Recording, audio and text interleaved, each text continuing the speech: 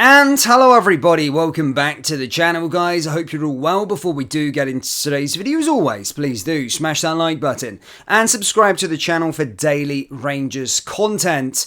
Okay, it's Scottish Cup semi-final weekend. Philippe Clement has addressed the press and we are ready to go for this clash. There's been a lot obviously said in the lead up to this game following our two results previously in the league, but it's time, of course, again to get behind this team before we get let down again on Sunday. As stated, there has been a bit of an injury boost, which we're going to be discussing in today's video. We're also going to be discussing the massive mistake that has been exposed that has angered Rangers fans. As stated, we're going to be going through all the latest Rangers news as well today in this video.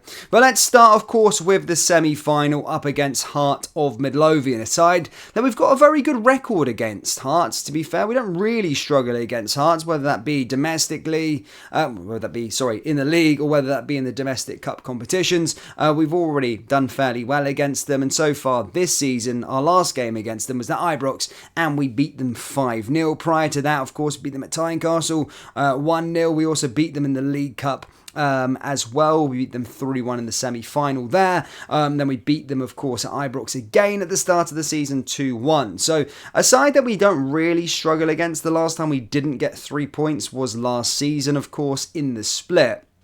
But this season, certainly, we've taken care of them pretty with ease, to be perfectly honest. They do currently sit third in the league table and their form is looking up. Of course, they did beat Livingston at the weekend 4-2, beat St Mirren in the game before that, with the last defeat coming against Ross County at Dingwall. So we're not the only side, of course, that have lost to Ross County at Dingwall recently.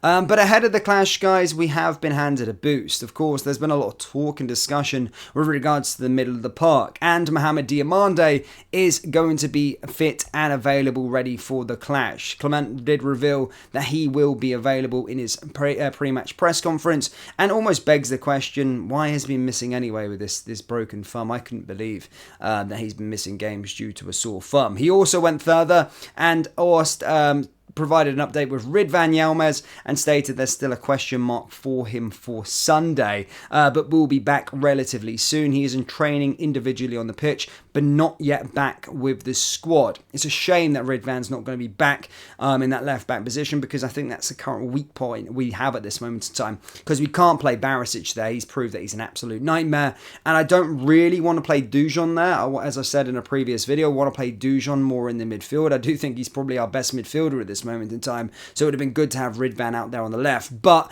going into the split, it would be a good boost to have Ridvan Yilmaz coming back into the team, so Dujon Sterling can play in the midfield, because he's a boy. I like Dujon. You know, I actually like him. When I was saying in my post-match reaction, I said most of these players aren't likeable, but I like Dujon Sterling, and I think he's got something about him, and I think we need to start. I'm not going to say I don't think we should build a team around him by any means, but certainly this season he should be playing in the middle of the park. I think he's proved that he's a lot better than some of the options and the current midfielders that played midfielder the whole career that we've currently got at Rangers. So I would like to see Dujon Sterling there in the middle and then Ridvan come back, but that's not going to be the case for Sunday, so it's going to be interesting to see what sort of team we patch up and put out there, because the same old faces are probably going to play, whether that be Connor Goldson, John Lundstrom, Tavernier, these kind of guys that have been letting us down in the recent games.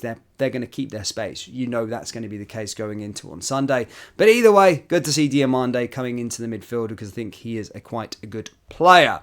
Now, going forward, in other news, guys, in fact, should I say, Derek Ferguson has came out and spoke about the woeful Fabio Silva and stated he offers Rangers absolutely nothing, and the only reason he keeps getting a start by manager Philippe Clement must be due to a clause in his contract. Yes, that is the opinion of Derek Ferguson. Silva so far has managed to contribute 4 goals and 0 assists during his 18 appearances, yet he started the last 9 matches where Rangers' form has begun to falter.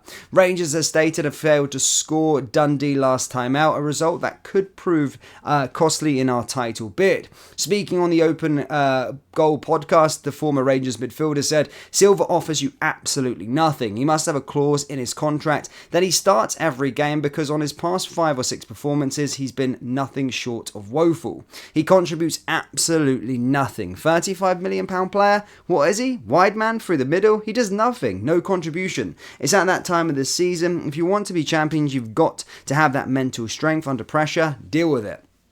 Again, I couldn't agree more at this moment in time with Derek Ferguson, funnily enough, but he actually is almost an empty jersey. And whilst we have been quick to criticise the likes of Tavernier, Golden, Lundstrom, as I keep on bringing up, Fabio Silva's done absolute hee-haw, to be perfectly honest with you, as well, in terms of them forward positions. And some would say, well, there has been no creative outlet. But that then leads me to this. Well, fans have also noticed what Derek Ferguson has said. And this all comes back to January, and this comes back to the Rangers board making a massive, massive mistake. Not just with Fabio Silva, but not getting a striker in. I can go back to January. If you remember, go look back on some of my older videos, go back and look at some of the live streams on deadline day. I said we could rue this decision. If we want to go and win the title, we need an out-and-out goal scorer. We need a goal scorer. We need to bulk up our forward positions. We made the decision just to go with Fabio Silva, one of these big-name signings that kind of come in like an Amad Diallo, who I liked, by the way.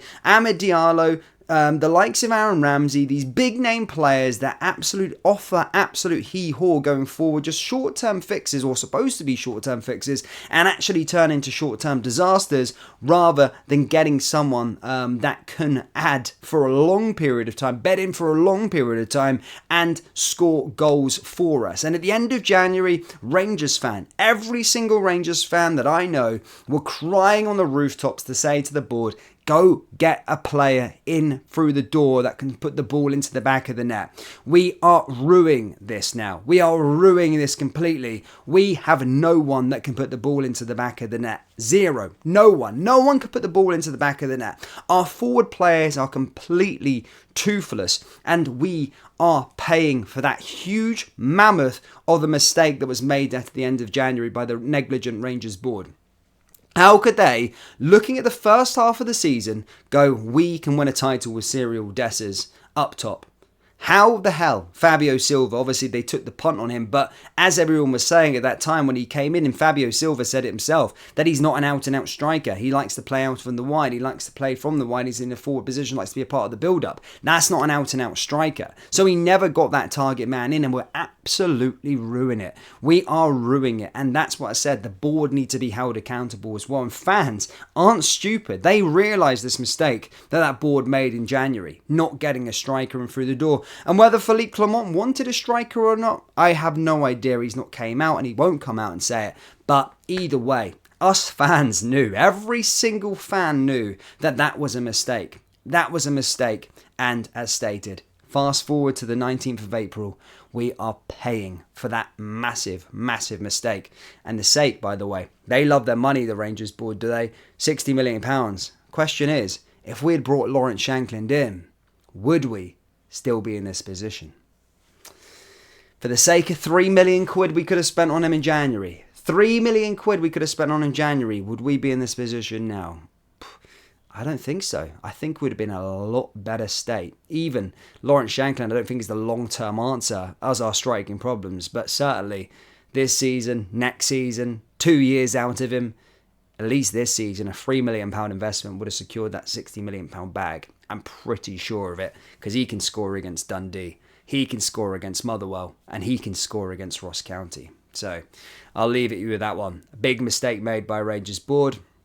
What do you guys think down there in the comments? Guys, let me know your thoughts on the Scottish Cup semi-final. Do you think we are going to return back to winning ways? Yes or no? Are we going to get to the final? If so, let me know what the score is going to be down in the comments. That brings us to the end of today's video. As always, please do smash that like button and subscribe to the channel for daily Rangers content. And I will see you all next time. Take care. Peace.